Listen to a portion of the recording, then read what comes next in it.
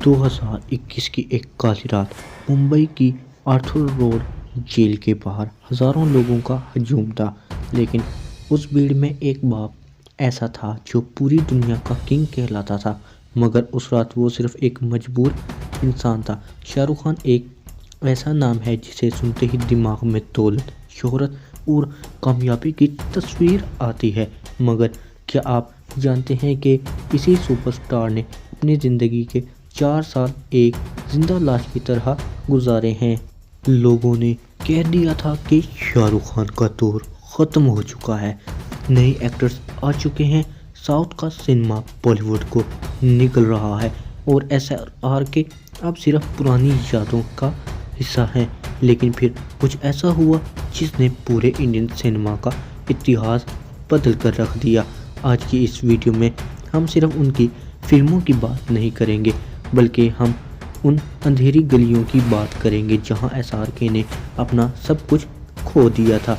तैयार हो जाइए, क्योंकि ये कहानी बाजीगर के गिरने और जवान के उठने की है। शाहरुख खान की शोहरत जीरो से नहीं, माइनस से हुई थी।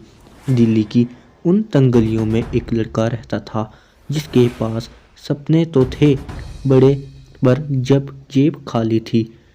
उनके पिता ताज मोहम्मद खान एक फ्रीडम फाइटर था, लेकिन उनके पास बेटे की फीस भरने के पैसे तक नहीं होते थे। SRK सिर्फ 15 साल के थे जब उन्होंने अपने बाप को कैंसर से हारते देखा। वो सीन आज भी SRK की आंखों में आंसू ला देता है, जब वो बताते हैं कि उनके पास अपने पिता को हॉस्पिटल ले जाने के लिए गाड़ी तक नहीं थी। लेकिन दर्द यहाँ ख़त्म नहीं हुआ। कुछ ही सालों के बाद उनकी माँ भी उन्हें छोड़कर चली गई। सोचिए, एक नौजवान लड़का जिसके सर पर ना बाप का साया है, ना माँ की दुआ, और जेब में सिर्फ 20 रुपये। मुंबई आने की कहानी सब सुनाते हैं, मगर क्या आप जानते हैं कि SRK मुंबई के रेलवे स्टेशन पर सोया था। उन्होंने बेंचेस पर रात गुजारी और समंदर की तरफ देखकर कहा था, एक दिन मैं इस शहर पर राज करूंगा। लोग हंसते थे उन पर, उनके भिखारी बालों पर और ऑर्डिनरी लुक्स का मजाक उड़ाते थे, मगर उन्होंने नहीं पता था कि ये लड़का नॉर्मल बनने नहीं, हिस्ट्री लिखने आया है। 90s का वो दौर जब बॉलीवुड में हीरो का मतलब होता था एक शरीफ लड़का जो सिर्फ अच्छे काम करता था। लेकिन शाहरुख खान ने वहाँ ख्याल से बचने के लिए एक ऐसा रिस्क लिया जो उनका करियर तबाह कर सकता था। बाजीगर और दार, इन फिल्मों को सलमान खान और आमिर खान ने रिजेक्ट कर दिया था क्योंकि वो विलन नहीं बनना चाहते थे। SRK ने कहा, मैं करूँगा। उन्होंने हीरो को मारा, हीरोइन को धक्का दिया और ऑडियंस ने नफरत करने की बजाय उनसे मोहब्बत कर ली। और फिर यहाँ से शुरू हुआ द किंग एरा। फिर आई DDLJ, एक ऐसी फिल्म जिसने उन्हें इंडिया का नेशनल लवर बना दिया। मगर इस स्टारडम के पीछे की तकलीफ देखिए। शूटिंग के दौरान उन्हें बैक इंजरी हुई, इतनी गहरी कि डॉक्टर ने कहा था कि शायद वो कभी एक्शन नहीं कर पाएंगे। 10 से ज़्यादा सर्जरीज, ढेरों पेन किलर, लेकिन पर्दे पर वो हमेशा मुस्कुराते रहे। वो दौर ऐसा था कि अगर SRK किसी फिल्म में सिर्फ खड़े हो जाएं तो वो हिट हो जाती थी। उन्होंने रेड चिलीज बनाया, KKR खरीदी और दुनिया के अमीर 3 एक्टर्स की लिस्ट में टॉप पर गए। लेकिन कहते हैं ना, the higher you fly the harder you fall. 2014 के बाद से मौसम बदलने लगा। हैप्पी न्यू ईयर ने पैसे तो कमाए पर इज्जत नहीं।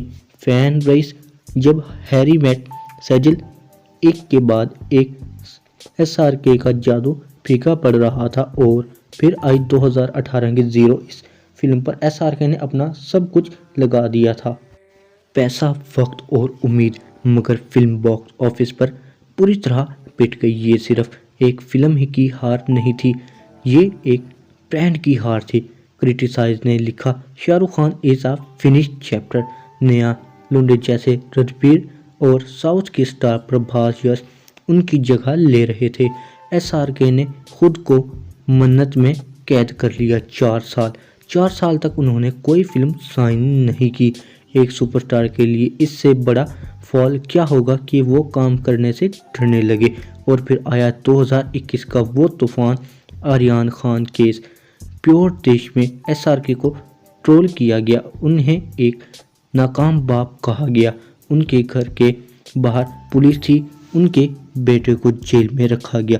शाहरुख खान जो हमेशा मीडिया से बात करते थे, उन्होंने खामोशी इख्तियार कर ली, क्योंकि उनकी आंखों में वो दर्द साफ दिखता था जो वो जेल में अपने बेटे से मिलने जाते थे। लोग कह रहे थे अब शाहरुख खान कभी वापस नहीं आएगा, उसका कैरियर और इज्जत दोनों मिट्टी में मिल चुकी हैं। लेकिन दोस्तों, बाजीगर उसे ही कहते हैं जो हार के जीतने जानते हैं। जब पूरा इंडिया उन्हें भूल चुका था, जब बॉयकॉट बॉलीवुड का ट्रेंड चल रहा था, तब उन्होंने अनाउंसमेंट की पठान। 50 साल की उम्र में उन्होंने ऐसी बॉडी बनाई जो 20 साल के लड़कों के पास नहीं होती। बिना किसी प्रमोशन के, बिना किसी बड़े इंटरव्यू के वो पर्दे पर लौटे, सिनेमा हॉल स्टेडियम्स बन गए। पठान ने 1000 करोड़ कमाए, हेटर्स हैरान थे, लेकिन असली धमाका बाकी था। जवान इस फिल्म में एसआरके ने अपना हर दुख, हर गुस्से को पर्दे पर उतार दिया। जब उन्होंने कहा बेटे को हाथ लगाने से पहले बाप से बात कर, तो पूरा इंडिया समझ गया कि ये डायलॉग सिर्फ फिल्म का नहीं, ये शाहरुख खान का उन लोगों को जवाब है जिन्होंने बुरे वक्त में उन्हें नीचा दिखाया। एक ही साल में 2500 करोड़ का बिजनेस, एक ऐसा कमबैक जिसके बारे में हॉलीवुड भी सोच नहीं सकता। शाहरुख खान ने दिखा दिया कि किंग हमेशा किंग ही रहता है, चाहे वक्त कितना भी बुरा क्यों ना हो। शाहरुख खान की राइज एंड फॉल हमें क्या सिखाती है? ये कि सक्सेस हमेशा नहीं रहती और फेलियर हमेशा के लिए नहीं होता। उन्होंने सब कुछ खोया, माँ बाप, इज्जत, करियर का पीक और अपने बेटे की आज़ादी तक की जंग लड़ी, मगर उन्होंने कभी गिव अप नहीं किया। आज 2026 में जब हम उनकी ज़िंदगी को देखते हैं तो समझ आता है कि वो सिर्फ एक एक्टर नहीं, वो होप हैं उन लोगों के लिए जो टूट चुके हैं। वो बताते हैं कि अगर एंड में सब सही है ना हो तो वो एंड नहीं है, पिक्चर अभी बाकी है। मेरे दोस्तों, आपको शाहरुख खान की ज़िंदगी का कौन सा हिस्सा सबसे ज़्यादा इमोशनल लगा? क्या उनके बेटे वाला हादसा उन्हें तोड़ने की साजिश थी? कमेंट में अपनी राय ज़रूर दें। और अगर आपको ऐसी डीप बायोग्राफीज़ पसंद हैं तो अगला स्टार कौन होना चाहिए सब्सक्राइब करें और बेल आइकन दबाएं। मिलते हैं अगली कहानी में। शुक्रिया, अल्लाह हाफिज़।